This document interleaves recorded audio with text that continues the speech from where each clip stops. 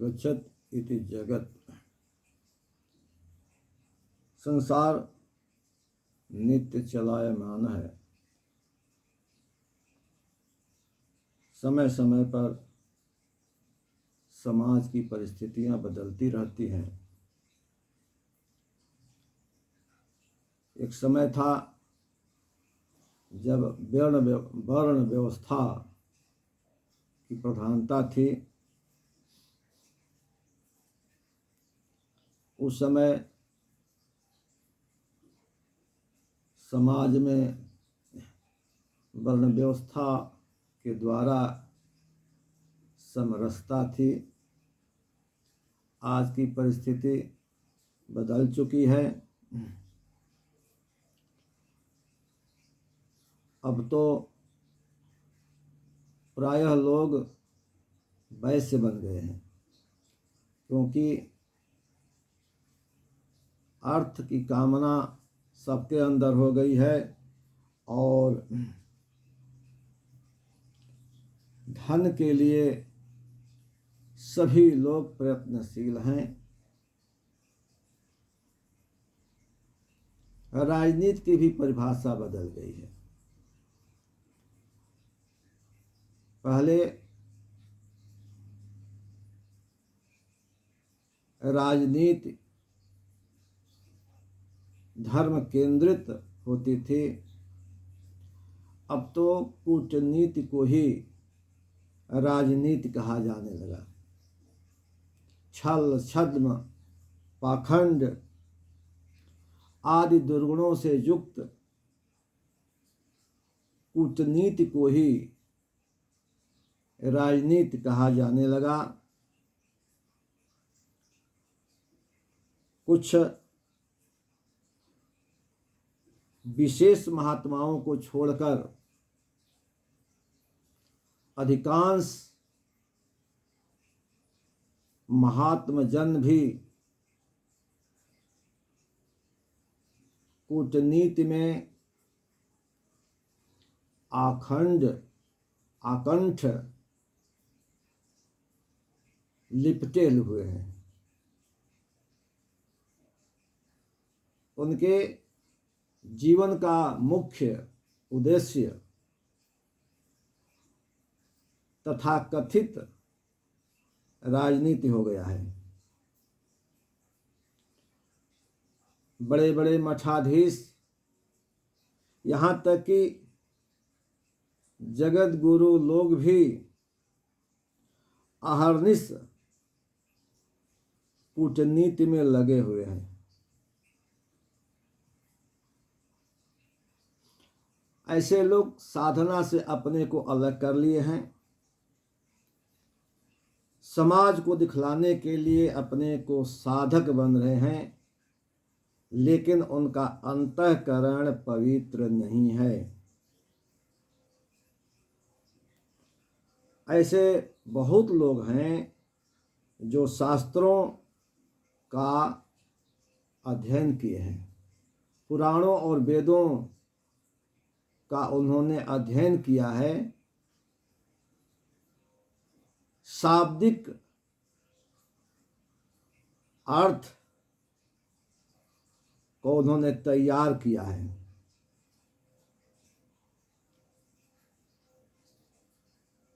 लेकिन वे लोग अंतःकरण से कितने शास्त्रज्ञ हैं,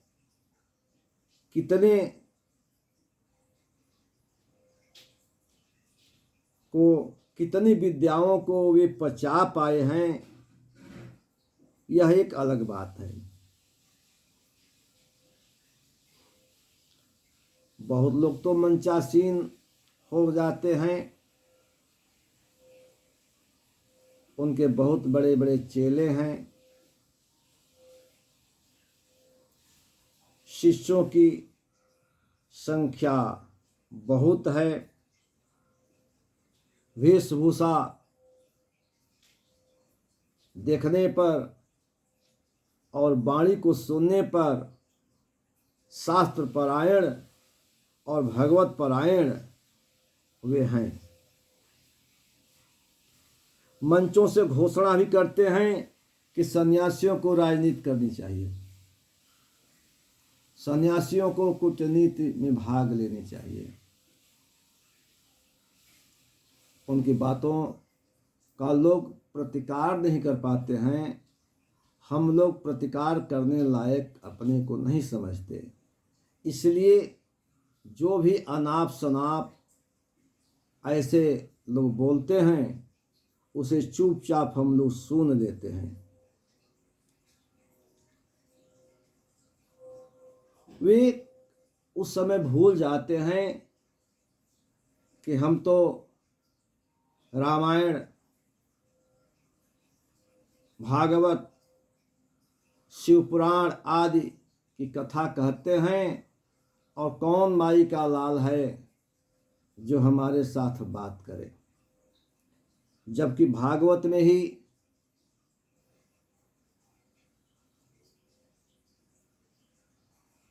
आया है 7वें स्कंध के 3 अध्याय में कि न शिष्याननुबन्धिता ग्रंथा नैवाभ्यसेत् क्वचित्, न शिष्याननुबन्धिता ग्रंथा नैवाभ्यसेत् बहून्, न व्याख्यामुपयुञ्जीत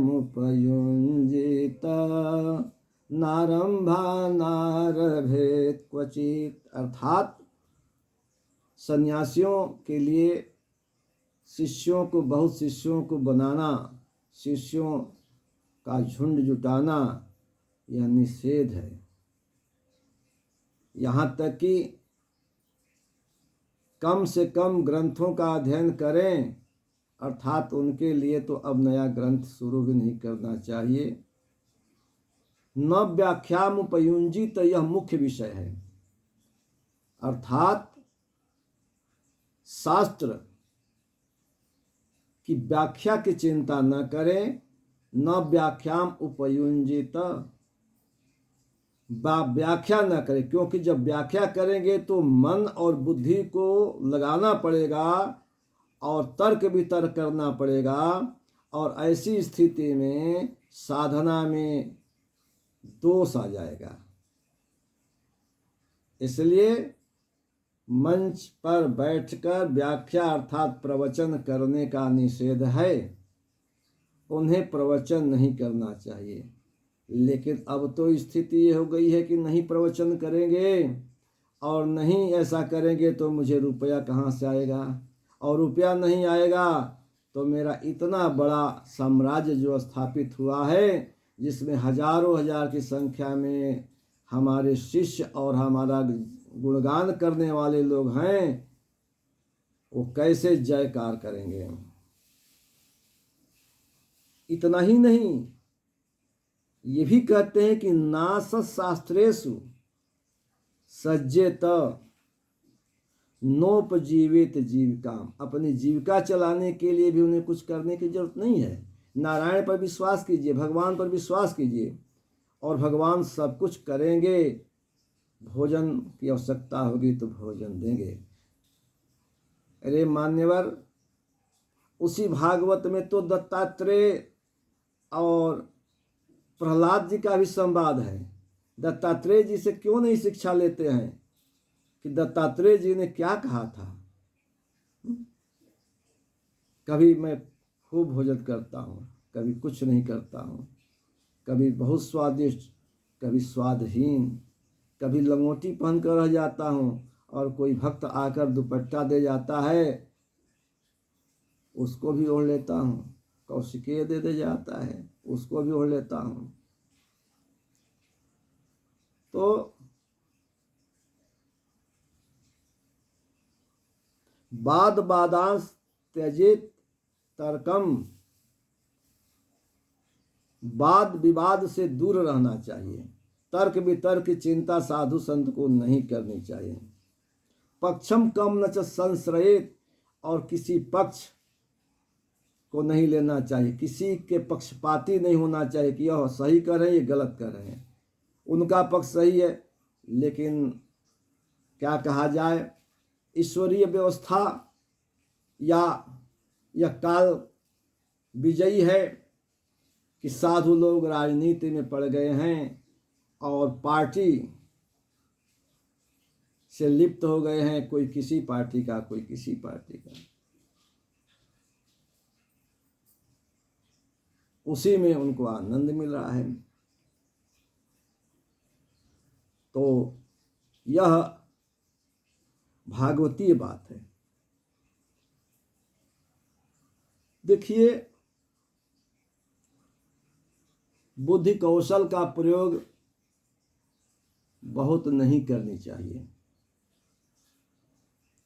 शास्त्रों का रस जैसे बना रहे, जिस तरह से शास्त्र का भाव नष्ट न हो,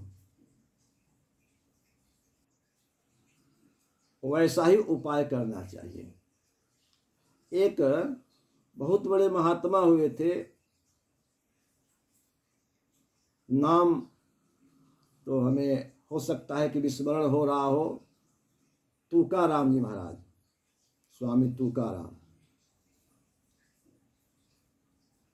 खींच खाच तोड़ ताड़ श्रुति को न कीजिए, जामे रस बनो रहे वही अर्थ कीजिए। इसका मतलब कि कोई आकर इधर से उधर तर्क वितर्क और अपने बरियारी, अपने बुद्धि के बल पर शास्त्र के अर्थ को इधर से उधर भुलवा रहे थे। उन्होंने कहा कि नहीं, यह उचित नहीं है। जिसे सौरस्य बना रहे वही अर्थ करना चाहिए, जिसे अर्थ बिगड़ जाए वह अर्थ नहीं करना चाहिए। हम सभी लोग जानते हैं, कर्मकांड कराने वाले, पूजा कराने वाले, कि महामृत्युंजय मंत्र के अधिष्ठात्री देव भगवान शिव हैं और शिव ही महामृत्युंजय हैं। उन्हीं को त्रयंबक कहा जाता है। त्र्यंबकम यजामहे सुगंधिम पुष्टिवर्धनम उर्वारुकमिव बधनान् मृत्योर्मुक्षीयमामृतात् भूर्भुवः स्वः रों जुं सः होम ओम। तो ओम होम ओम जुं सः भूर्भुवः स्वः त्र्यंबकम यजामहे सुगंधिम पुष्टिवर्धनम उर्वारुकमिव बधनान् मृत्योर्मुक्षीयमामृतात् भूर्भुवः स्वः रों जुं सः होम ओम। अब इस मंत्र में जो त्रयंबक आया है वह भगवान महामृत्युंजय के लिए आया है, भगवान शिव के लिए आया है। अब कोई कह दे कि तीसरा अंबा यस्य स त्रयंबकः दाशरथी रामः इत्यर्थः। कौशल्या, सुमित्रा और केकेयी तीन माताएं उनकी थी, इसलिए भगवान राम त्रयंबक हैं।